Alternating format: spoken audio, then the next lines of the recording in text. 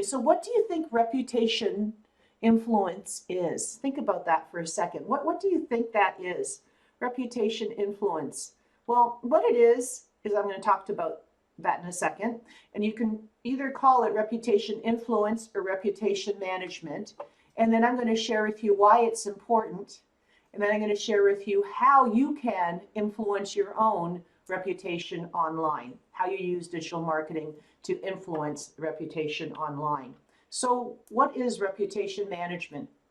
What it is, I went and got a couple of definitions for it for you. Reputation management is the effort to influence what and how people think of your brand or yourself. So how they think about it. So when we manage it, we plant seeds along the way. We use keywords to manage how people think about you. And then what I'll be sharing with you is where you can do those kind of things and why. So why is it important? It's because a good reputation management, when you think about your reputation management, when you're creating your digital marketing plan, when you're creating the content you want to put out there, you need to think about your reputation management. So you need to think about checking those reviews. You need to think about getting testimonials out there. So that's why it's called management, because it doesn't just happen. You know, I hope somebody is going to give me a good review. You're actually going to manage this process. So good reputation management can easily help a business gain trust, a person gain trust. And what we said in the very first webinar together, if you remember, when we talked about strategy, is the first thing you're trying to build online is trust. So you need to build your reputation so people trust you. Hence, positive reviews can lead to potential clients to trust you, and therefore you get more business. A good reputation means that the business has more credibility than their competitors. I met a new potential client of my own earlier this week, and it's a family-run business. They've been in business for many years. They work out of 5 different cities. And they said the biggest thing that they want, the first thing they said is trust. And it just goes back to that every time you kind of peel the onion as to why someone would buy from you versus someone else, it's trust. And there's so many elements of that. They're trusting your knowledge. They're trusting your sincerity. They're trusting your passion. So they're trusting you with their money. So trust is such a big thing to build for your reputation. So why is trust? Why is it important? Why is reputation management important?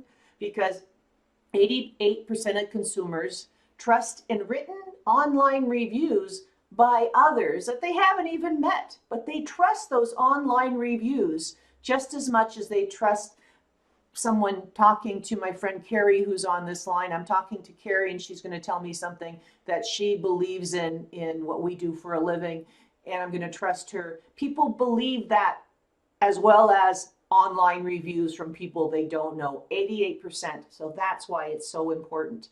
So what is reputation management on social media? So on social media itself, because that's where I'm going to be taking you to help you manage your reputation, is what is it? So it's the process of tracking and monitoring and ultimately eliminating negative social media material about your brand to improve your name and your standing. If done properly, social media reputation management builds credibility to your clients and strengthens their trust. And the last slide that I'll be having for reputation management also rounds it out, because I realized when I was going through my material yesterday that I forgot to say it also helps your Google ranking. When Google sees you have positive reviews, you're ranked higher than those that have negative reviews. So it helps trust from humans, but it also, the algorithm for Google, that was a mouthful, the algorithm for Google also looks on you favorably. So that's so important. So why is reputation management in social media important? 84% of customers buy from a brand that they follow on social over a competitor, and actively listening for opportunities to improve credibility. So I'll talk to you about what I mean by listening. So there's 3 steps to So we talked about what it is. We talked about why it's important. So let me share with you the 3 steps of online reputation management, the plan. So you need to know what and why you're monitoring. Like, what are you monitoring? Is it your name? Is it your company name? Is it, where are you monitoring it? So I'll share with you what I mean about that. So you need to think, what am I monitoring? Maybe you're also monitoring whatever people are saying about a specific product because you sell that specific product in a specific area, and so you want your company to be associated with that whenever they talk about that product. So you got to think about that. May not apply to each of you, but what is it that you want to monitor and why? And then you're going to, once you know that, then you can listen for it and act. So you can actually, then when you hear your name online, I get notifications on my email every time one of my clients is in the news. I listen on my social media platforms for any comments or messages from my clients as well. So I'm listening and then I act. If it's a question for a product, some of my clients, I'm the one that I act on it. Other clients, they act on their own. They're getting the notifications as well. If I notice they haven't replied within an hour, then I kind of do a gentle nudge saying, someone is waiting. Or if it's an email that I get from my Google Alerts, which I'll show you, that means I've asked Google Alerts to look for any news articles out there for my clients. So if there's a news article that's out there, I share that with the appropriately as well. So you want to listen and act. You're not just listening to listen, you want to act as well appropriately. And you're acting in a way that is going to, again, encourage trust. And then you want to encourage more social reviews, and I'll show you how you do that as well. So know why you're monitoring. So are you monitoring your company's name? Are you monitoring certain products? I work with ESSO, as many of you know, resellers across Canada, I think for the last 6 years or so. And we listen for some of their brand names as well as ESSO, as well as their reseller names. So there are certain things that you're going to listen for. High profile employees. Maybe you have certain employees that are associated with your company. Maybe it's your brand representative, maybe it's your president. So maybe you're not just listening for the company name, maybe you're also listening for an employee name. So which ones? So example, if one of your employees, Peterborough just had their Excellence Awards from the Chamber of Commerce last night. So if one of your employees won the under 40, for under 40 last night, for people that are under 40 years old that were recognized, well, if their name comes up, you want to share that as well. If someone is saying how great so-and-so was, and they happen to be one of your employees that you're listening for, maybe it's something that you want to share. If someone's complaining about something that one of those names are associated with, then you want to react to that as well in a positive way. Popular keywords might be something you're listening for. Your competitors. So a lot of larger companies who have the staff actually listen for their competitors. Airlines, before COVID, were very good at doing that. If you had a complaint about a specific airline and you just upset about the service you received, often a competitive airline will send you a voucher to their airline services. So there's all sorts of ways that you're thinking, oh, okay, so maybe I could listen for competitive, if people are upset about their competitors. Industry groups, perhaps you want to listen for that, associations or communities. So there's all sorts of different ways that you might want to be listening. Okay, so then you want to listen on social and on Google. And then you want to be the quarterback. So, and what I mean by that is, if you are the social media person for your company, you may not know the answers to the questions. So you want to let them know, I'm just going to find out that answer. So you let them know right away that you hear them and you're going to go find out the answer right away so that they're not left hanging. because 5 minutes on waiting on social media is like an hour. An hour waiting on social media is like a day. It's amplified. So you want to let them know right away that we've heard you. Thank you very much. We're going to get right back to you. And then you find out something and you might say, okay, you know what, can you please contact so-and-so, or we're going to direct message you. Try and take it offline if you can. So you want to be the quarterback to try and get that information back to them. So this is something I use. It's a little tool called Google Alerts. So google.com/alerts. And what I do in that is you go into google.com/alerts. And this is where you would put in what you want an alert for. So these are some of my clients: Kawartha TV in stereo, just because people spell them differently. Knock on Wood on More, because they spell that company name differently. Pan Austin, that's just a few of my clients. My own name I have in there. And so every time, then you're able to edit it as to say, okay, I'd like an alert once a week if something happens, or I'd like an alert once a day, or I'd like an alert once an hour, or I'd like an alert as it happens. So it's up to you how often you'd like an email sent. So this is Google, and what it's going to ask you is, how do you want that alert? So you're able to put in an email and you get that alert. So that's something that I like. And this generally is if you're in the news. And these companies and myself are often in the news when I'm presenting at a workshop, or Pan Austin if they've just released something and they forgot to tell their social media person, or if someone is talking about new grants and manufacturing in Canada and they use them as an example. So it's something that we need to know. So it's pretty exciting. So once you click on google.com/alerts, you put in what alert you're talking about. So in this case, Kawartha TV. How often do you want it? And then I just say automatic sources, what language, what region. Are you looking for the world? Are you looking for a certain country? And then you're able to say only best results, all results, and where do you want it delivered. So that's kind of straightforward. So I recommend you may want to do that for a competitor, see what they're up to. You may want to definitely do it for your own company. And I find this very useful. So that's one way to listen for what's going on out there and then actually reacting. Another way is, this is called Hootsuite. You can do the same on Sprout Social. You can do the same on Agora Plus, which is one of my favorite ones as well. So what you're able to do here is have a column for different things that you're listening for. And this would be on social. So this one is on Google.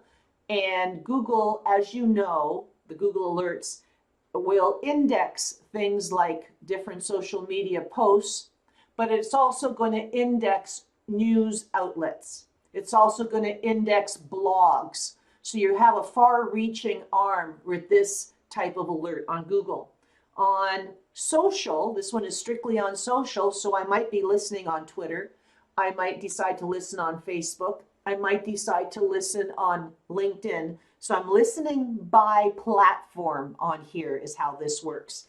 And what you're doing is you're putting in the platform. So which platform? Facebook, LinkedIn, Instagram, so YouTube, thank you. And then you indicate where are you listening. So which area? Is it the world? Is it a specific area? So this is which area am I listening in? And in this case, this was an example for one of my clients. It's hashtag oil and gas in a specific area. And I don't remember exactly if I think this might be the West Coast, in a specific area around 25 kilometers around a specific area is what I have here. So that's kind of cool. When you go into Hootsuite to do this, you don't have to know the geocode. You're just going to say 25 kilometers around Toronto, or 25 kilometers around Victoria, or wherever you're putting it in. It will then geocode it for you like that. But what's cool is you can say, okay, I'd like to, it gives you ideas. Am I looking for a search containing both Twitter, a search, or am I looking for an exact word, which would be, Owl's Rock. So it's looking for exact words. Am I looking for my exact name, Sophie Andrell? So I would put that in quotes here. Am I looking for a hashtag? This is a hashtag that I've put. So it gives you different ways to listen. What I like is you may decide to listen for negative attitudes towards a competitor.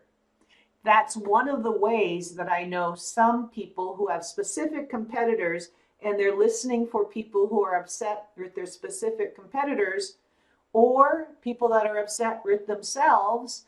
So what they'll listen for is, it'll say fail with a negative attitude. So what you're doing is you're putting in quotes your name, or you're putting in quotes a keyword, depends on what you're listening for. And then you're actually putting in the query colon and the open bracket, which is the sad sign on as an emoji. So you're putting that in there, and that searches for people that are posting, tweeting in this case, sad or upset with that specific company or that keyword, depending on what you put in. So it's really, or yourself, so you can actually act on it if somebody's upset with one of your products. So that's another way of listening, okay? So this is something that you can do on one of the listening tools. There are many out there. This happens to be an example from Hootsuite. So, and this was, I'm sorry, I should have put this up there in a larger form. So this is where I was saying, if you're going to have a negative attitude, you put in the word. So what word are you searching for? So it could be Sophie Andrell, it could be your company name, it could be a keyword, and then with the colon, and that becomes the column, and it will come up, anything that might meet that query will show up in that column. And then when you see it in that column, you're able to go and reply to it, you're able to comment on it, you're able to act on that column from that account in that column, okay? So it's pretty intelligent, it's pretty cool. If someone's asking a question, you would put in that, again, let me go back to this. If someone's asking a question, you would basically put in the word, in this case, bacon, they're saying bacon, and then the question mark, and then from that account, you're gonna be able to answer anyone who has a query on that. So pretty cool, eh? So that's another way to listen, to help with your reputation. And you can make it so that column sends you an alert, or you have to physically go to your Hootsuite and look at that column, okay? So listen, act, and on social. So what you want to do is on social media, respond to messages. It's become critical since COVID that you really take your messages seriously on social as another serious tool for business. It's as important as if someone's calling you. People are using messaging as a tool to connect with businesses. One second.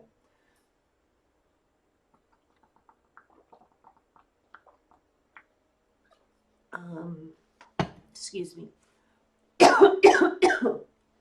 So, and I'm going to talk more about that when we get to customer service. Okay, so this part I'm going to talk more about when we get to customer service. Oh, I've been talking all morning. I got to stop that.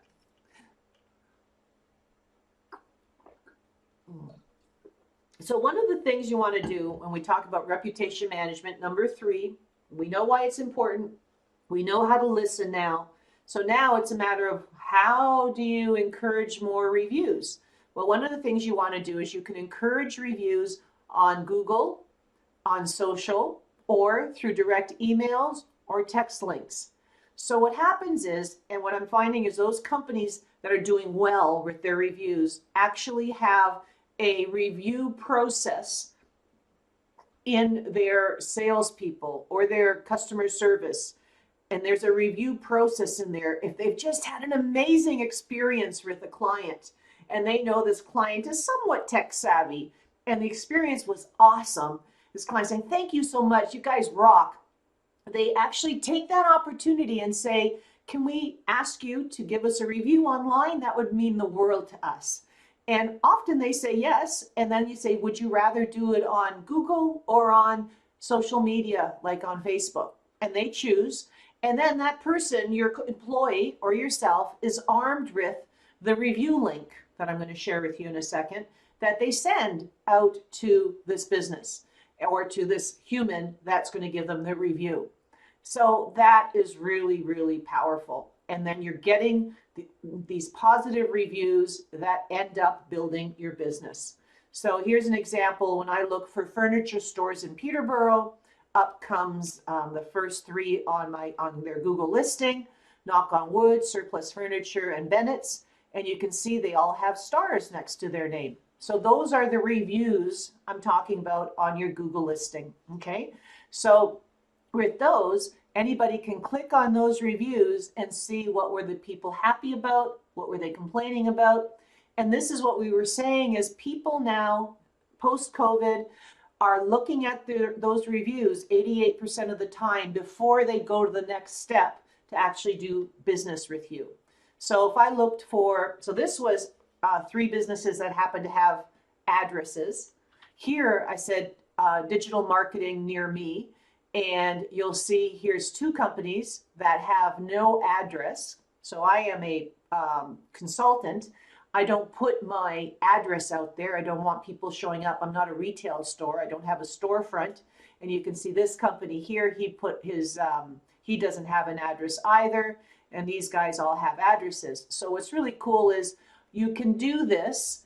Your Google listing. If you were on the Google listing webinar, I think that was 2 webinars ago, we talked about how to do that if you're a physical business or if you're a virtual business like I am.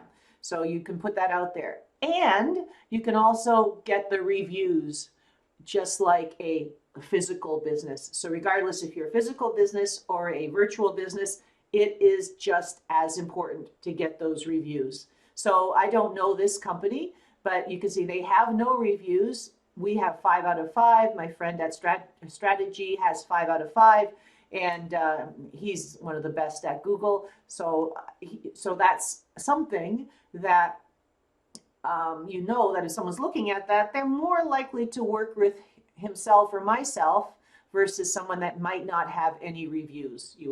So that's kind of where I'm going with that. So if I look at this, physiotherapy in Peterborough, I really want to know, and I'm just going through some physiotherapy because I decided I should start running again. And every time I do that, I injure part of my leg or part of my hip. So I injured a little bit of my hip not about 3 weeks ago when I decided to start running. So I look for physiotherapies near me. And of course, I'm not going to go to someone that doesn't have any reviews or has a review that's low, and I look at all the reviews. So it's critical to look at those reviews for yourself.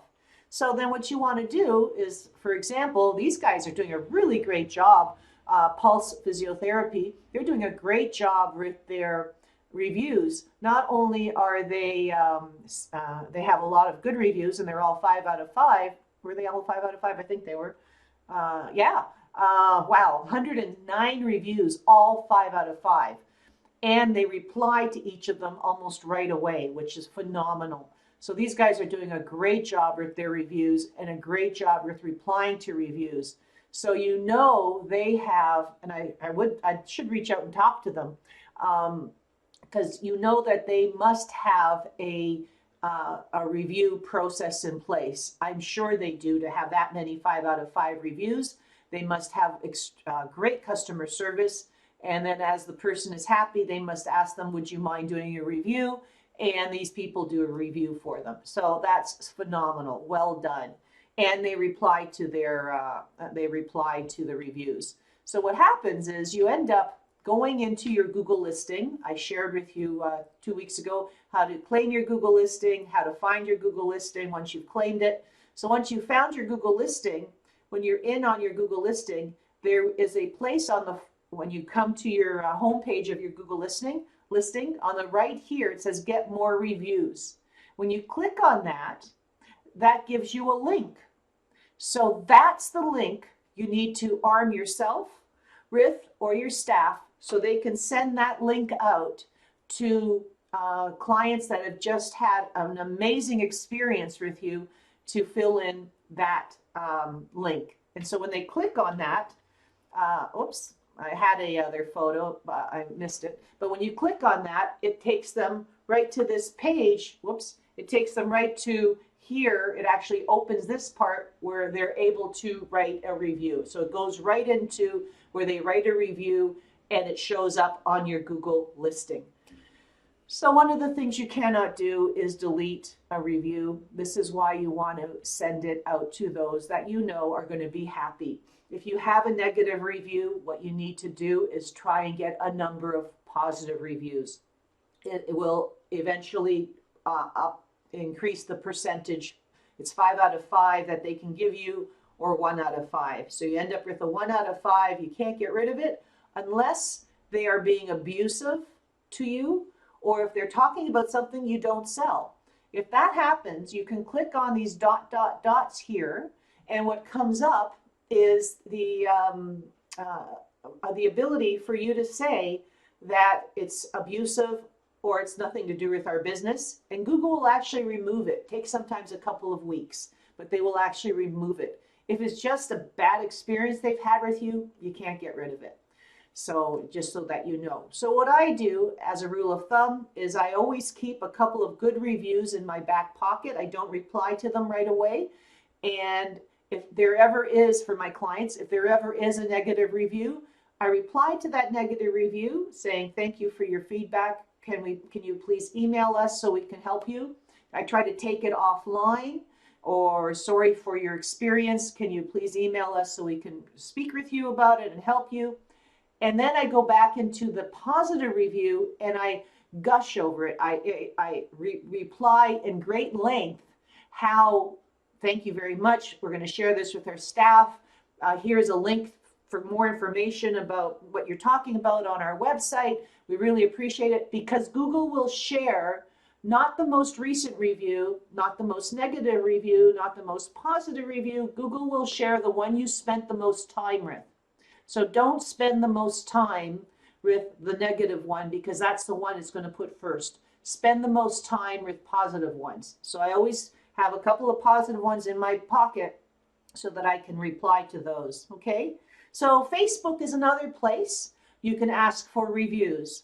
And again, it's all about having your team ready to be able to ask for those reviews. And they show up right here on your Facebook business page. Now on Google, as I mentioned, you can't hide your reviews, can't get rid of your reviews. On Facebook, you can go in and hide all your reviews where no one can give you a review. You can do that on Facebook. We'll show you that next week, because we have a whole Facebook webinar next week. But you can't remove a review, but you can hide all your reviews.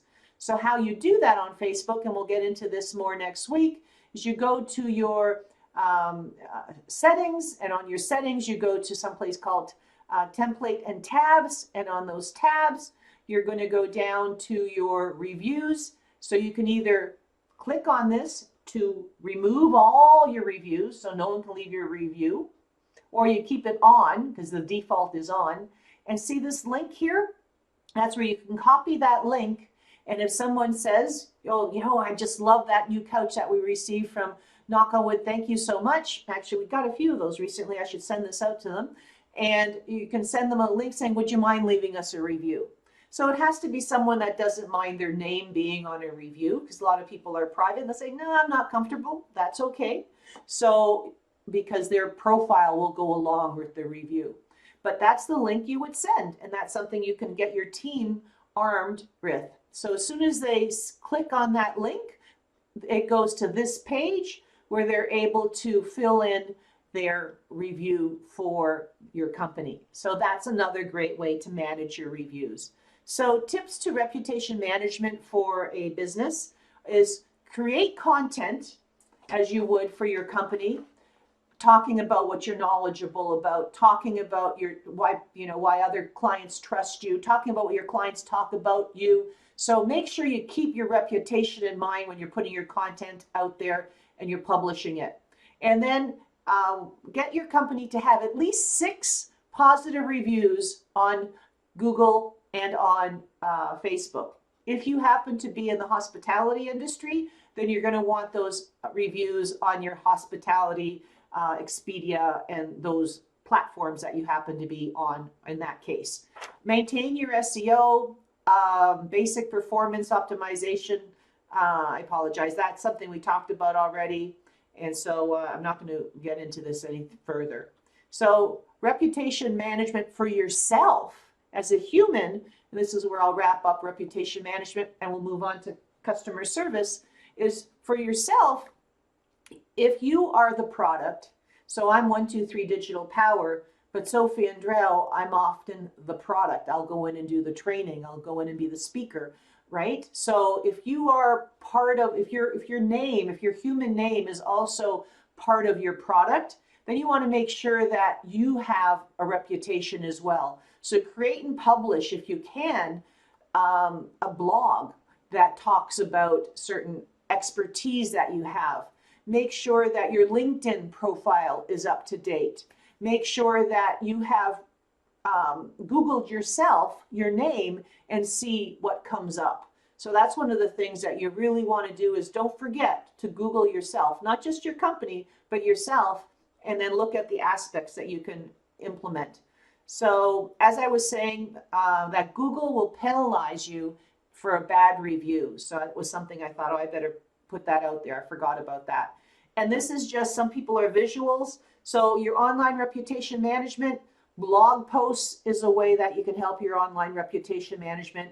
Reviews on your site. So you don't forget about reviews on your site. A lot of people will put testimonials on your site, on their own website. So don't forget to do that. Press releases.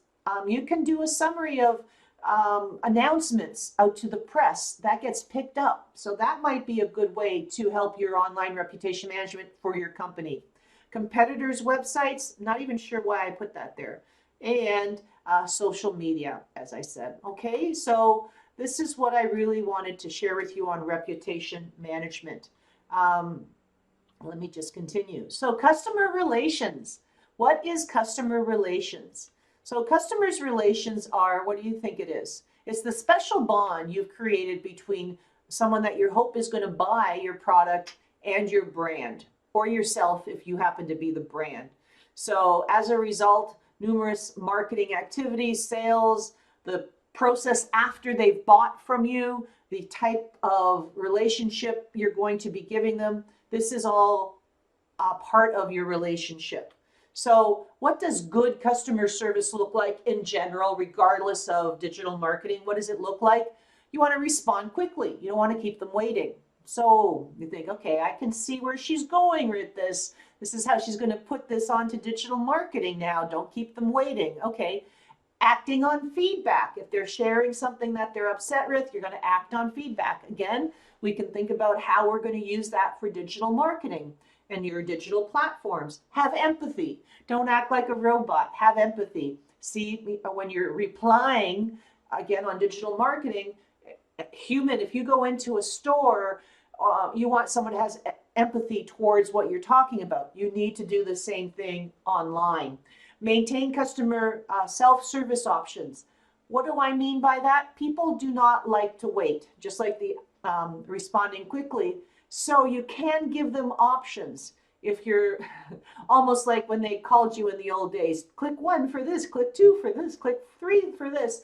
You kind of, I'll share with you on Facebook, and it's one of the things we'll do in more detail next week, how you can make sure you set up your messenger on Facebook to give them options. Click, are you interested in pricing? And they click on that, it goes to your website. Or are they interested in something else? They click on that, it goes somewhere else. Or are you just trying to contact us? It goes to Messenger.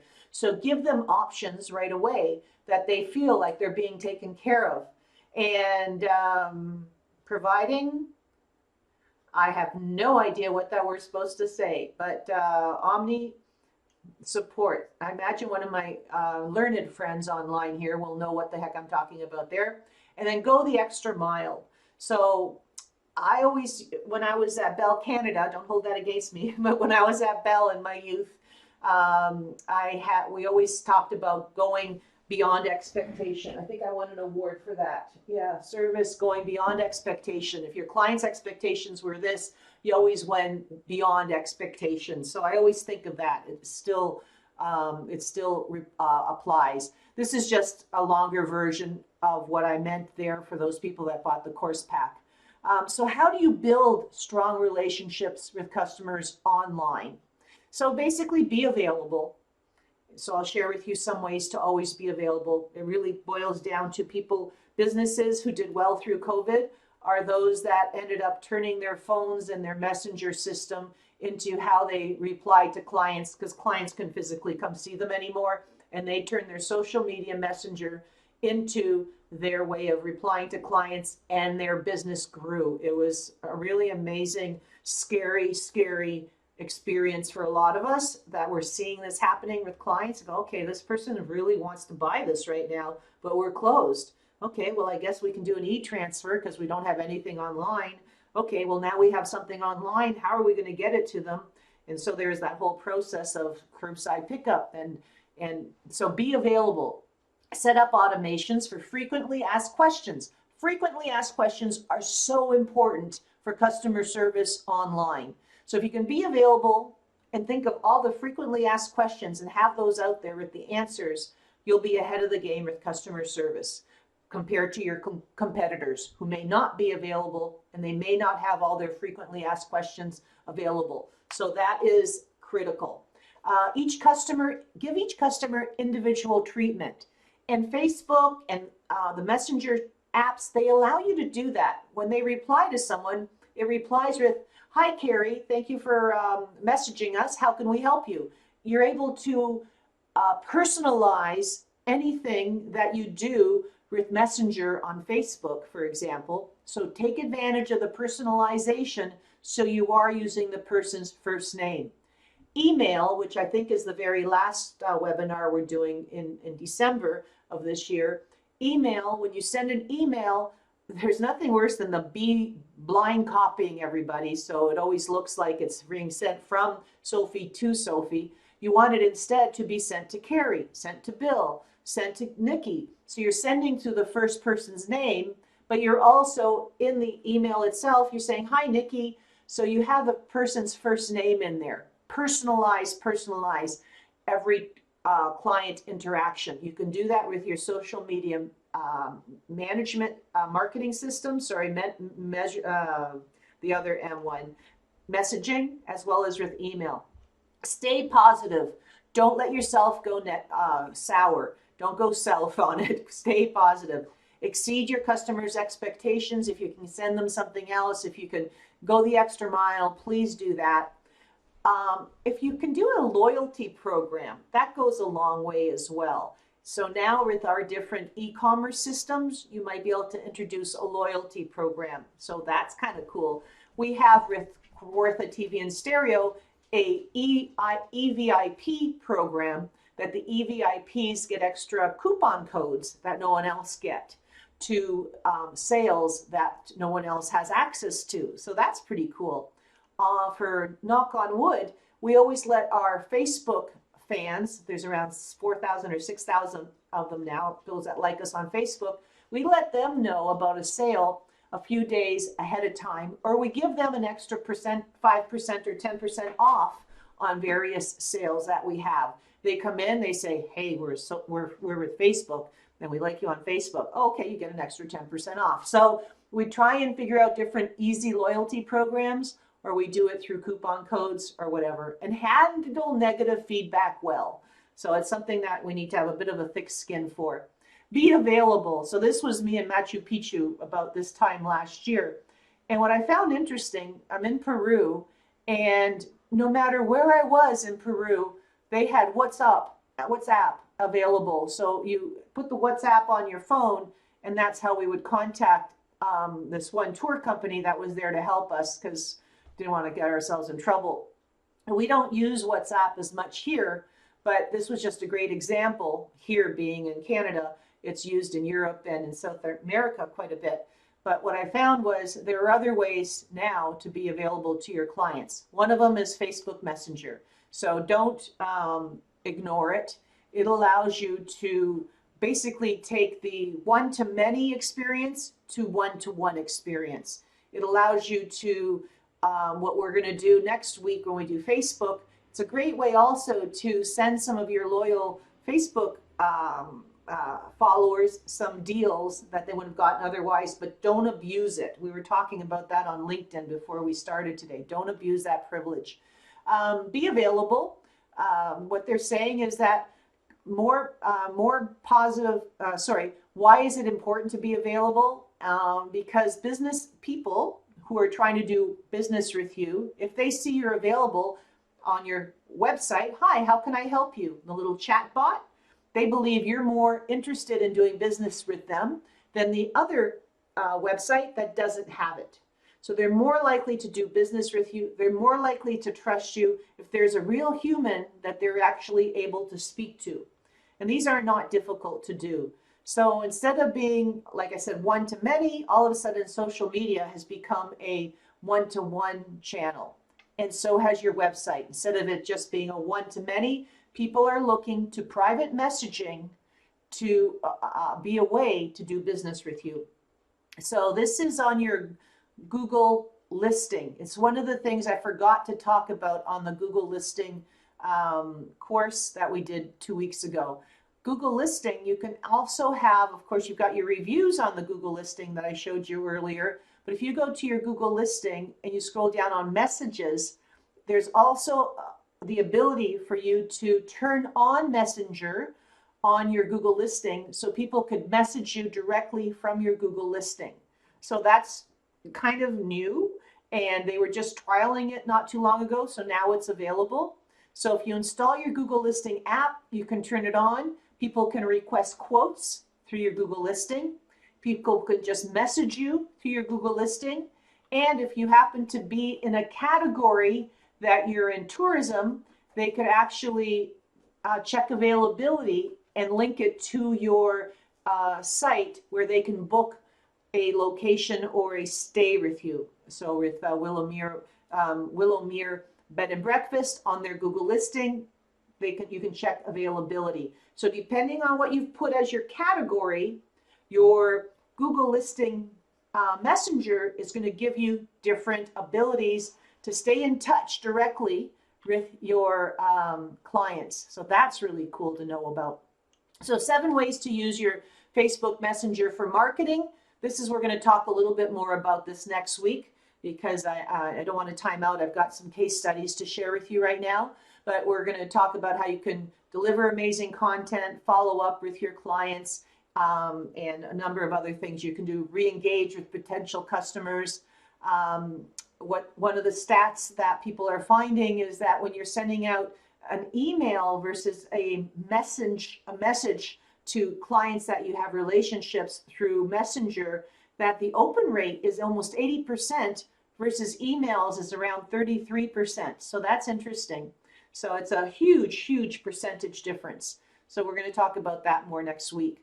And so back to customer service and putting Messenger as the way you're performing your customer service. So back to Messenger is making sure you have this enabled on Facebook. You can turn it off so you can't get any messages on Facebook, but if you turn it on, then you can, and that's fairly important because you want to get those immediately. Then you go back into Messenger, and we'll show you how you do this next week when we have the Facebook webinar, and you're able to indicate what happens when someone does send you a message. Does it go to your text message? Does it go to an email? Does it just sit there? So you're able to direct it to different people. So this, for example, is in the back end of Facebook Messenger. You go in, you can see the messages from Facebook and the messages from your business Instagram account all in one place, which is really cool. And then what you're also able to see is the profile of the person who's communicating with you. You're able to see where they live. notes from what they've said to you before, how long they've liked your page. And it's very cool. So now all of a sudden, customer service, you're able to really reply in a knowing way. Okay, so this is this person. Now, guess what? You can also put notes that they can't see. You can add your notes right here on Facebook about this person and what you said to them. So the next time they actually message you, you're able to see, oh, I already talked to them about the dining room table that they were interested in. So now when they communicate back with you, they don't know that you've put that information in there. You're able to reply in a way that they're gonna have their socks blown off, because they're gonna say, oh wow, she remembers or he remembers that we talked about this and this last time on Messenger. So it's really powerful. You're getting back to them right away. You're going beyond expectations. You're personalizing it. So Facebook, for all of its pros and cons, has done a really nice job in allowing you to reply. And then what happens is you're able to call it done, or you can email it to yourself, or you can assign it. Do I have that ability here? I don't think so, but I show you here. So in this one is one of my clients. And what you can see is you can assign it, because there's a number of people that are actually what am I going to say? They're actually managers of this Facebook page. So you can assign it to different managers of the Facebook page for them to reply to. So this person in itself, you're able to go in, you can go to not only messages, but you can also go to comments. People that have left comments on posts, on random posts on your Facebook page, you can look in one place to see all of the comments, and then you could reply, you can assign it, you can mark it done, and they can be from all the comments on Facebook or all the comments on Instagram. So it's very, very useful, and that's very cool. So the impact since COVID, in closing, oh no, I still got to do the case study, sorry about that, but people are more used to doing online learning. So maybe that's one way you can improve your customer service, is by doing something like this for your customers, an online webinar for something you wouldn't have done before, because people are so used to it now. People are so used to Zooms. This is just how much Zoom increased from February to March and has continued to go up exponentially. So people are used to Zooms more than they were before. So it's something you can do as well to help your customer service. So case study, just in closing, there's 3 of them here. Green Street was telling me that during COVID, they implemented putting their send a message up here, as well as on their Instagram, and they were selling e-bikes and yoga through people just inquiring and sending messages to them, and they'd get back to them right away, and directing them to their website. In the meantime, they launched an e-commerce website that I happened to create for them, and they were getting people going to their e-commerce website, looking for the bikes that they were interested in, and then chatting to them at the same time. They're real-time chatting through Messenger, and then coming to a decision on what they wanted to do. It's incredible. So now that they reopened, people are still doing that. Because they figured out how to do it during COVID, they're still doing it, and they're becoming very successful working with their clients right away, online customer service, while they happen to be able to look at their products through social media. And then what they have in here, can you recommend something? How much do your products cost? I'll show you how you do that next week. And then in this case, that's a wrap. As you can see what they have, what kind of food do you serve? Can I see your menu? Where are you located? Do you deliver? So if I click on can I see your menu, I'm going to their website to see their menu. If I click on contact us, I'm going to their website to actually place an order. So you're kind of, remember I said you want to be available, but you're also helping them by automating things they might require. And so again, with That's a Wrap, she now has her online system available where people can buy, but people can also message her right away and get a reply. So these are things that are really important for your customer service. I hope that makes sense. If you happen to have a remote team and you're all working on your customers directly, here's just 7 items that you may want to be aware of. You should try and have a cloud-based project management tool. And I have that for my team. We have something called Smart Sheets that we use. And I love Smart Sheets. It's a Google product. And we put up there who's working on what and what time frames they should be finished at. And that way we all know what we're working on.